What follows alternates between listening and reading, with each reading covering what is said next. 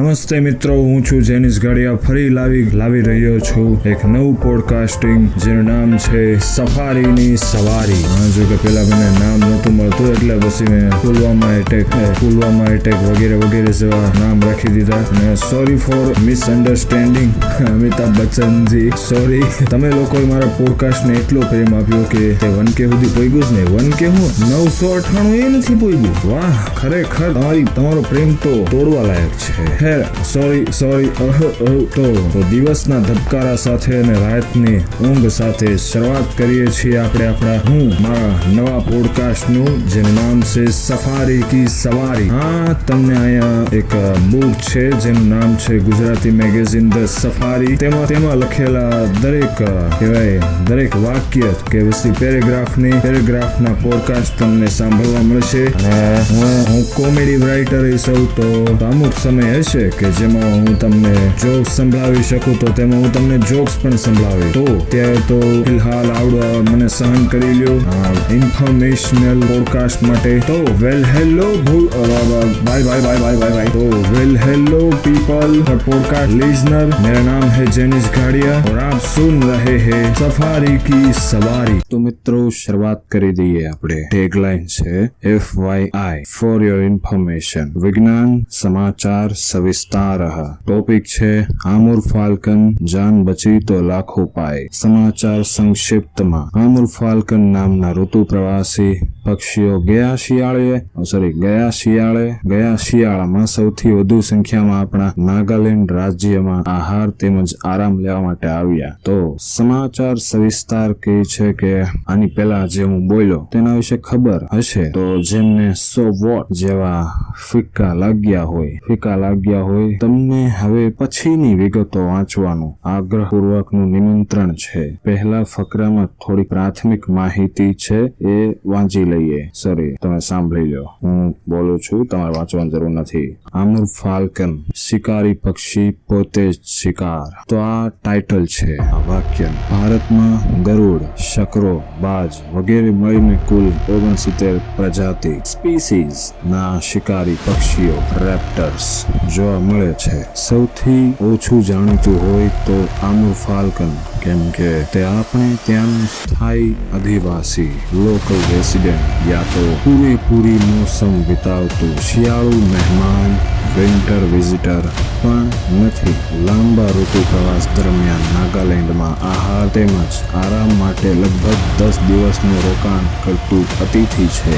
સૌથી ઓછું જાણીતું રેપ્ટર પક્ષી આમુર ફાલ્કન, જો કે 2012માં સૌથી વધુ જાણીતું બન્યું. નાગાલેન્ડના પારાધ્ય વૃત્તિવાળા લોકોએ તે વર્ષે 1,20,000 થી 1,40,000 આમુર ફાલ્કનનો શિકાર કરી નાખ્યો. એરલાઇન્સના ટ્રાન્ઝિટ પેસેન્જરો જેવા તે પંખેડાનું રોકાણ 10 દિવસ પૂરતું, એટલે માર્કાટની દૈનિક સરેરાશનો આંકડો સહેજે હૃદયમાં કમકમાટી પેદા કરી દે. રશિયા ચીનના આમુર ફાલ્કન પ્રદેશથી જંગી સંખ્યામાં જે ફાલ્કન ઋતુ પ્રવાસે નીકળ્યા તેમાંના 1.25 લાખ જેટલા તો તેમના શિયાળુ આવાસ દક્ષિણ આફ્રિકા પહોંચ્યા જ નહીં. એક સુખદ પરિવર્તન 2013માં આવ્યો. વર્ષ 2013 નાગાલેન્ડમાં ફાલ્કન તિથિઓનો સંહાર બંધ થયો અને પછીના વર્ષોમાં બંધ જ રહ્યો. જાન બચ્યો. 2018ના શિયાળામાં આશરે 4 લાખ આમુર ફાલ્કન નાગાલેન્ડ આવ્યા. સલામતી ભર્યા પડાવ બાદ હેમખેમ વિદાય થયા અને બાકીની મજલ કાપી દક્ષિણ આફ્રિકા પહોંચ્યા. એપ્રિલની શરૂઆતે આમુર તરફનો વળતો પ્રવાસ તેઓ સહેજ જુદા માર્ગે ખેડવાના હતા. જુઓ નકશો. રેવા દો, તમને નહીં દેખાય. ત્યારે વર્ષ 2019ના ફેબ્રુઆરીમાં તેઓ દક્ષિણ આફ્રિકામાં વેકેશન ગાળી રહ્યા હતા. હૃદય દ્રાવક હદની કત્લેઆમ. આ પક્ષીઓના બેહિસાબ સંહારની વાત વર્ષ 2012 દરમિયાન પ્રકાશમાં આવી. તેના પહેલાથી તે કરપેન પ્રવૃત્તિ ચાલુ હતી. રશિયા ચીનના આમુર પ્રદેશથી લાંબુ અંતર કાપીને આવેલા ફાલ્કન શારીરિક બળતણ તરીકેની ખાસી ચરબી વાપરી ચૂક્યા હોય, તેથી નાગાલેન્ડ ખાતે રોકાણ દરમિયાન પુષ્કળ આહાર વડે શરીરમાં નવી ચરબીનો ભરાવો કરી લે છે. હંમેશ મુજબ રાતવાસો નાગાલેન્ડના વોહકા જિલ્લાના દોયાંગ સરોવર પાસે કરે, જ્યાં પારધી લોકો એ માછીમારીની જાળ ઊભી બાંધી રાખી વાડો બનાવ્યો હોય અને તેમાં ફસાયેલા પંખેડાને તેઓ વારાફરતી પકડી દરેકની પાંખ ખેંચીને તોડી નાખે.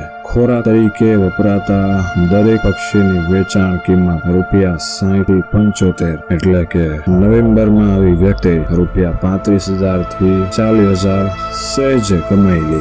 બોઈંગ 777 થી સવાયું નહીં 7.5 ગણું. નાગાલેન્ડ થી દક્ષિણ આફ્રિકાને ખાસું છેટું છે, માટે વાત ચોક્કસ તાજુબી પમાડે કે વજનમાં 160 થી 200 ગ્રામનું આમુર ફાલ્કન પક્ષી નાગાલેન્ડ છોડ્યા બાદ ક્યાંય પગભો કરતું નથી. બોઈંગ 777 પેસેન્જર જેટે એકધારી 17 કલાક 30 મિનિટની ફ્લાઇટનો રેકોર્ડ સ્થાપ્યો છે. જ્યારે નાગાલેન્ડ ટુ દક્ષિણ આફ્રિકાની યાત્રા ખેડવા દરેક આમુર ફાલ્કન લાગ-લગાટ 5 દિવસ અને 10 કલાક સુધી વણથંભિયું ઉડ્ડયન કરે છે. બોઈંગ 777 કરતા તે આંકડો 7.25 ગણો છે. આમુર ફાલ્કનના આપણે ત્યાંના સગાઓના નામ જોઈએ જરા. આમુર ફાલ્કન ભારતની માત્ર ફ્લાઇંગ વિઝિટ લે છે, એટલે તેનું સ્થાનિક નામ નથી. બાકી તેના ગુજરાતવાસી સગાઓના નામ છે.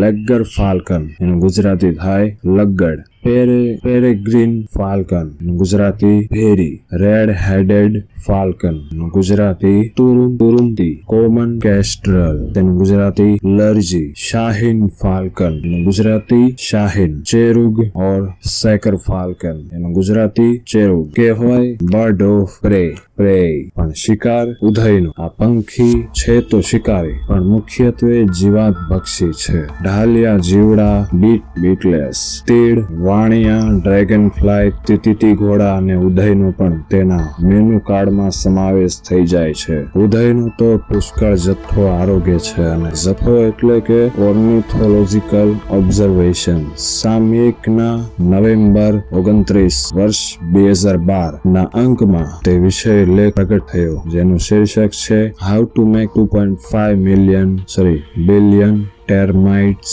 disappear ?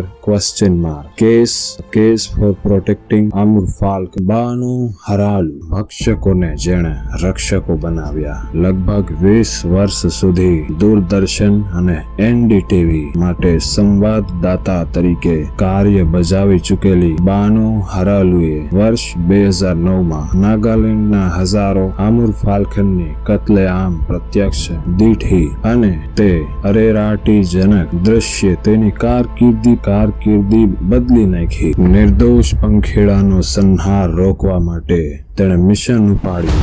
સદનસીબે તેમાં બાનો હરાલો ને જુઓ ફોટો. આ વિચારવાની જરૂર નથી, તમને નહીં દેખાય ભાઈ. બીજા પ્રકૃતિ પ્રેમીઓનો સાથ મળી રહ્યો. આ મહિલાએ અનેક સભાઓ યોજી, જીવદયાનો મહિમા લોકોને સમજાવ્યો, અને ખ્રિસ્તી દેવળોના પાદરીઓનો પણ ધર્મના નામે સહકાર મેળવ્યો. ટૂંક સમયમાં ગજબનું સામયિક તથા વૈચારિક પરિવર્તન આવ્યું. આમુર ફાલ્કનના પારધીઓ તેમના પ્રતિહારો બન્યા, અને નાગાલેન્ડનું falcon capital of the world જાહેર કરવામાં આવ્યું. આ વિરલ મહિલા તેના અદ્ભુત કાર્ય બદલ રાષ્ટ્રપતિના હસ્તે 2016માં નારી શક્તિ એવોર્ડ વડે સન્માનિત બની હતી. તો મિત્રો, આ હતો આજ બીજું પોડકાસ્ટિંગ. તો તમને કેવું લાગે પોડકાસ્ટિંગ? જો તમને ગમ્યું તો વધુ ને વધુ આ પોડકાસ્ટિંગ લોકો સુધી પહોંચાડો. તો વધુ ને વધુ લોકો સુધી આ પોડકાસ્ટિંગ પહોંચાડો, શેર કરો, જેવી તમારી ઈચ્છા. Thank you for the listening me.